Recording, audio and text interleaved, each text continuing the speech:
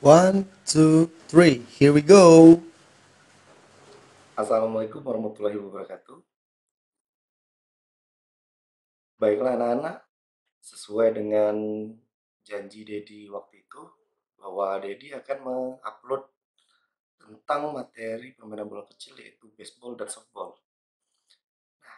Untuk pembahasan kita kali ini akan berisi tentang posisi pemain, perlengkapan di lapangan, dan bentuk atau cara-cara permainan baseball dan softball. Ya, baik dari posisi penjaga, terus bagaimana sudah melakukan memukul bola, dan apa saja tugas-tugas dari penjaga tersebut. Baiklah, tanpa panjang lebar lagi, mari kita mulai. One, two, three. Here we go. Hari ini kita akan menjelaskan tentang permainan bola kecil, yaitu tentang softball dan baseball. Sebelum mengetahui bentuk permainannya atau bagaimana cara memainkan permainan ini, kita harus mengetahui dulu lapangan, baik itu bentuk lapangan, pembagian lapangan, dan perlengkapan apa saja yang ada di dalam lapangan tersebut. Untuk lapangan baseball dan softball, ini berbeda dengan bentuk dari lapangan-lapangan yang lain, di mana bentuk permainan bola yang lain itu biasanya persegi panjang. Sedangkan untuk lapangan permainan ini berbentuk seperti diamond atau berlian.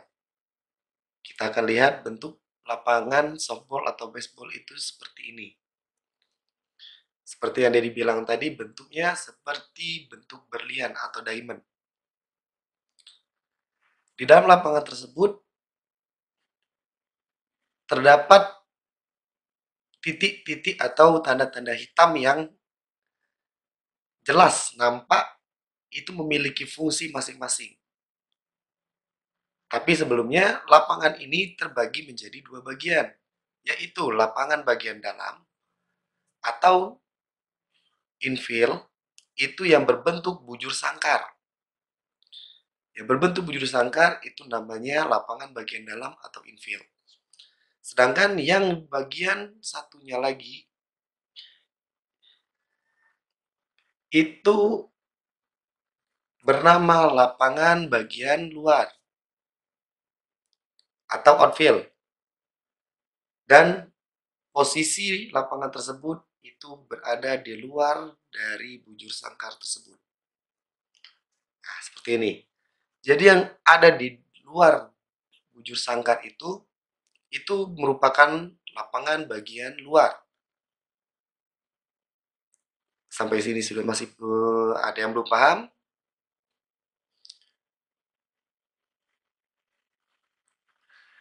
Nah, yang Dedi bilang tadi, bentuk-bentuk atau titik-titik hitam yang memiliki bentuk-bentuk yang berbeda itu memiliki fungsi masing-masing. Yang berbentuk segi lima terbalik itu disebut dengan home plate. Ya, fungsi dari home plate tersebut adalah sebagai sasaran atau indikator melihat bola atau melempar bola, baik untuk dipukul ataupun untuk diberikan ke musuh. Syarat pelempar dinyatakan lemparannya bagus apabila posisi bola berada di atas dari home plate tersebut dengan ketinggian dari lutut ke bahu pemukul. Ya, ingat, bola dinyatakan baik apabila bola berada di atas home plate dengan ketinggian antara lutut dan bahu dari pemukul. Ini biasa terjadi kekeliruan atau si pemukul sering nafsu. Pokoknya bola yang datang pukul, bola yang datang pukul. Tetapi itu ada aturan yang mengaturnya. Apabila bola tersebut dengan posisi baik tidak dipukul oleh pemain, maka akan menjadi pelanggaran dari pemain tersebut. Atau yang biasa dibilang strike. Ya, kesalahan dari pemain tersebut. Tapi bagaimana bila bolanya tidak berada di jalur yang benar? Apabila pemukul tadi melihat bola di luar jalur dan tidak melakukan gerakan memukul, maka itu akan dianggap sebagai kesalahan dari pelempar tersebut. Kesalahan pelempar tersebut diberikan sebanyak 4 kali. Apabila sudah terjadi 4 kali kesalahan dari pelempar, maka pemukul tadi bebas berjalan ke arah base. Ya, atau ke arah pos. Nanti akan kita jelaskan lebih rinci lagi. Yang kedua, di sebelah segi 5 itu ada dua kotak persegi panjang. Itu namanya beatbox atau tempat pemukul. Jadi posisi pemukul itu berada di dalam kotak tersebut. Ya. Seperti yang dia dibilang atau dia dijelaskan kemarin, pemukul itu harus posisinya menghadap ke samping, bukan menghadap ke pelempar ya. Harus menghadap ke samping, bukan menghadap ke pelempar. Makanya di sini terlihat jelas di mana tempat atau di mana posisi dari pemukul. Berikutnya, B1 atau pos 1. Kota ini adalah tujuan apabila kalian berhasil memukul bola, harus lari ke arah B1, harus masuk ke dalam B1 sebelum bola datang. Ya. Harus masuk ke B1, wajib. Apapun alasannya, apabila bola berhasil dipukul, seorang pemukul harus lari ke dalam base. Yang berikutnya adalah base 2 atau pos 2. Sama seperti B1 tadi, apabila ada pemukul yang berhasil memukul bola dan dia berada di B1, maka hukumnya wajib untuk lari ke base berikutnya. Oke, jelas? Karena di dalam permainan ini, satu base hanya boleh berisi maksimum satu orang pemain. Tidak boleh 2, 3, ataupun 5. Berikutnya, base ketiga. Sama seperti base 1 dan base 2, fungsinya sebagai tempat aman atau tempat safety. Mungkin kalian mau bertanya, apa sih garis yang ada di tengah lapangan itu? Garis di tengah lapangan itu merupakan tempat melempar atau pitcher plate.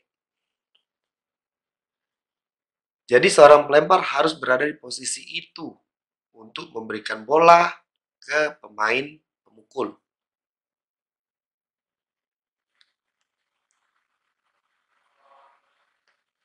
Berikutnya kita akan menjelaskan tentang posisi-posisi pemain. Di dalam permainan ini terdapat 9 pemain yang berjaga di lapangan. Dengan posisi-posisi sebagai berikut. Yang pertama, penangkap atau catcher. Berada di belakang pemukul. Ya, posisinya di belakang pemukul. Tugas dari catcher ini adalah menangkap bola apabila tidak berhasil dipukul oleh pemain. Bisa juga berfungsi atau bertugas sebagai sasaran lempar dari pitcher. baik dia yang mengarahkan ataupun dia yang menyusun bentuk lemparan dari pitcher. Seorang catcher akan memberikan beberapa kode kepada pitcher untuk melakukan berbagai jenis lemparan. Yang kedua, pelempar atau pitcher. Tugasnya memberikan bola kepada pemukul dengan tujuan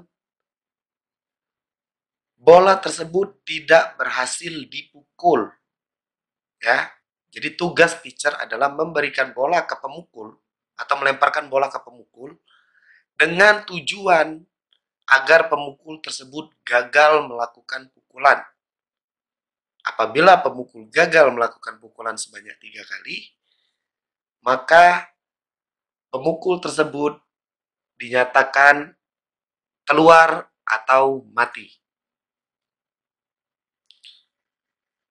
Posisi yang ketiga, penjaga pos 1 atau dalam permainan disebut first baseman.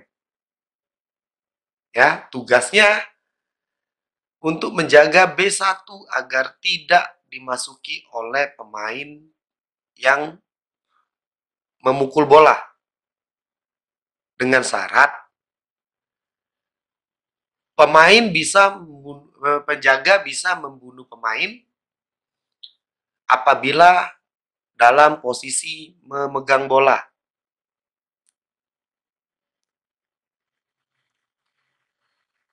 Yang berikutnya, penjaga pos 2 atau second baseman.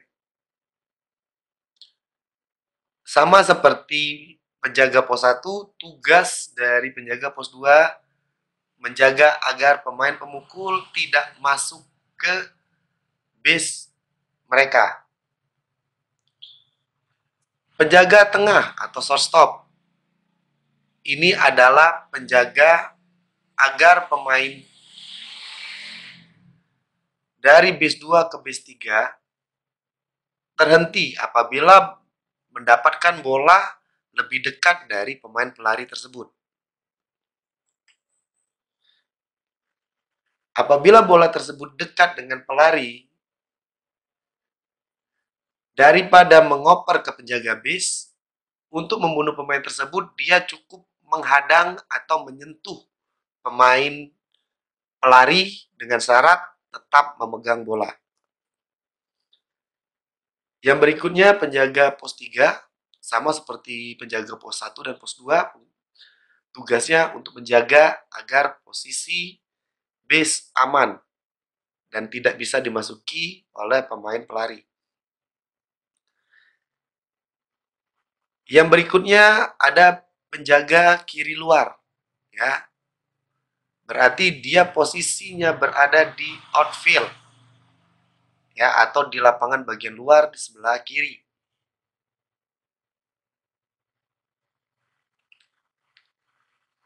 Pemain ini bertugas untuk menjaga apabila bola yang dipukul itu jauh ke arah kiri belakang. Nah, di sini ada garis melengkung. Apabila garis melengkung tersebut, ya, apabila bola melewati garis melengkung tersebut sewaktu dipukul, itu merupakan keuntungan dari pemain penyerang atau yang memukul. Ya, apabila bola keluar dari garis melengkung tersebut, itu yang sering disebut dengan home run atau boleh lari kembali ke home plate dengan memutari ketiga pos tanpa diganggu oleh pemain penjaga. Yang berikutnya, penjaga luar tengah atau center outfielder. Posisinya atau tugasnya sama seperti pemain luar yang lain. Dan pemain terakhir itu adalah right outfielder atau penjaga luar bagian kanan. Total pemain penjaga ada 9 orang Dan apabila kita satukan di dalam lapangan, akan berbentuk seperti ini. Kalian lihat, ada posisi 1, posisi 2, 3, 4, 5, 6, dan seterusnya. Ini adalah posisi-posisi penjaga yang akan kita lakukan atau kita praktekkan nanti sewaktu pelajaran PJOK. Berikutnya peraturan permainan.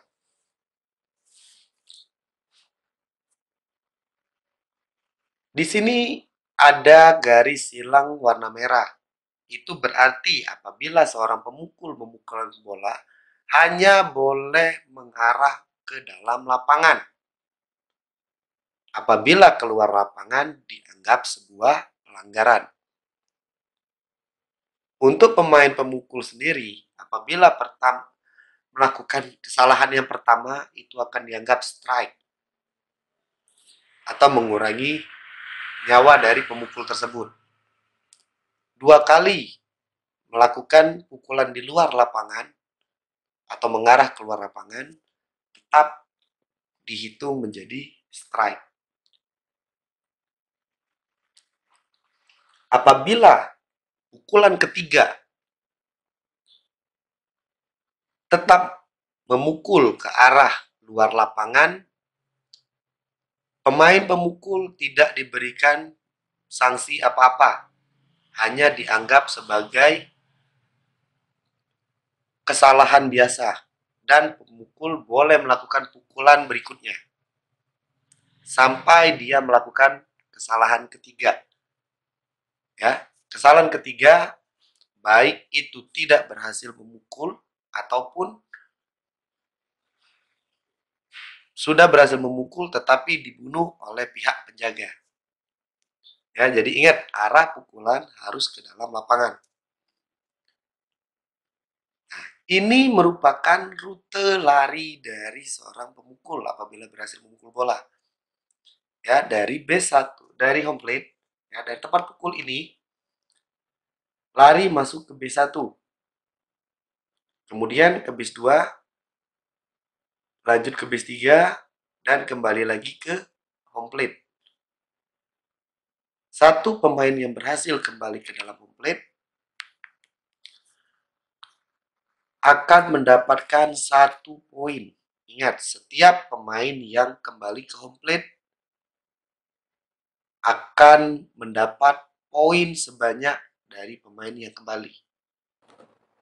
Baiklah, itu tadi materi atau penjelasan tentang permainan baseball atau softball. Untuk yang belum jelas, bisa ketik di kolom komentar di bawah, ataupun yang ingin menanyakan baik itu cara permainan ataupun peraturan yang lain yang belum disebutkan di dalam penjelasan ini, bisa juga menuliskan di kolom komentar.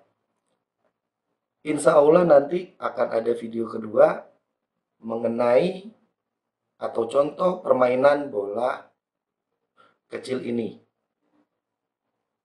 Ya, jadi belum menjelaskan bagaimana cara memegang bat atau pemukul dan bagaimana posisi sewaktu melakukan pukulan. Jenis-jenis pukulan dan yang lain-lain. Insya Allah dalam waktu dekat akan dibuat videonya agar lebih gampang. Silakan di subscribe dan diaktifkan lonceng notifikasi. Jadi sewaktu channel ini membuat atau mengupload video baru, kalian langsung mendapat notifikasinya. Baiklah, materi kita hari ini untuk kali ini cukup. Mohon doanya agar video berikutnya selesai dengan atau selesai dalam waktu yang secepat-cepatnya. Jadi akhiri, Assalamualaikum warahmatullahi wabarakatuh.